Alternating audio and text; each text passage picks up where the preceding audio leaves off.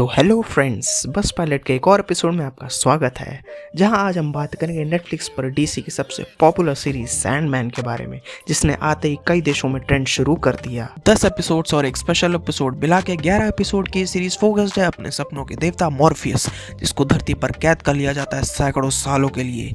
इसी बीच दुनिया पर इसका बहुत बुरा असर पड़ता है और तो लोग कोमा में चले जाते हैं या उनकी आंखों से नींद ही छिन जाती है। लेकिन एक दिन ऐसा आता है जब किसी तरह मॉर्फियस आज़ाद हो जाता है, जिसके बाद उसकी वो नई जर्नी शुरू होती है जहां पे उसको अपना किंगडम वापस पाना है। सीरीज अपने पहले 5 एपिसोड्स एक ही मिशन को डिक्रिएट करता है, लेकिन अगले 5 एपिसोड्स कई सोलो स्टोरीज हैं जिसमें से एक दूसरे की कहानी साथ साथ चलती रहती है, जिसमें से मॉर्फियस का इन्वॉल्वमेंट दिखाई देता है। कायदे से पूरी सीरीज बहुत खूबसूरत तरीके से खुद को कैरी करती है, लेकिन मेरे लिए सबसे खूबसूरत एपिसोड नंबर 6 है, जहां मॉर्फियस हर 100 साल के बाद एक इंसान से एक जगह मिलने आता है जहां वो जान सके कि दुनिया में इंसान कितना बदल गया है। वैसे सैंडमैन डीसी का वो कैरेक्टर है जिसके बारे में ज़्यादा बात तो होती नहीं है, लेकिन मैं आपको बता दूं इसमें लूसीफर, कॉन्स्टेंटीन जैसे कैरेक्टर्स भी शामिल हैं।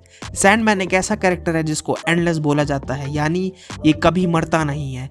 वैसे भी आप अपने सपनों को कैसे मार सकते हो, लेकिन ये साथ में 7 भाई बहन हैं: destiny, death, dream, delirium, despair, destruction and desire. पूरी सीरीज की कहानी सैंडमैन यानी ड्रीम पर ही कही गई है। अब आप पूछोगे कि इसको सैंडमैन क्यों कहते हैं, तो मॉर्फियस के पास ट्रैवलिंग के कुछ गैजेट्स होते हैं, जैसे उसका हेलमेट, उसका रूबी, उसका सैंड, इसलिए उसको सैंडमैन बोला गया है। पूरी सीरीज इसके कॉमिक बुक के कुछ पन्नों से सीधे सीधे अडॉप्टेड है, यानी सोर्स मटेरियल के साथ जरूरत से कुछ ज्यादा ही ईमानदारी इसमें दिखाई गई है। लेकिन सैंडमैन आखिर ताकतवर कितना है? देखो, इसकी सबसे बड़ी ताकत यही है कि एक एंडलेस है, ये लिटरली कभी मर नहीं सकता है। लेकिन मार्वल कॉमिक्स के सेलेस्टियल्स की तरह ही डीसी कॉमिक्स के एंडलेस भी अपनी अपनी ताकतों के साथ आते हैं।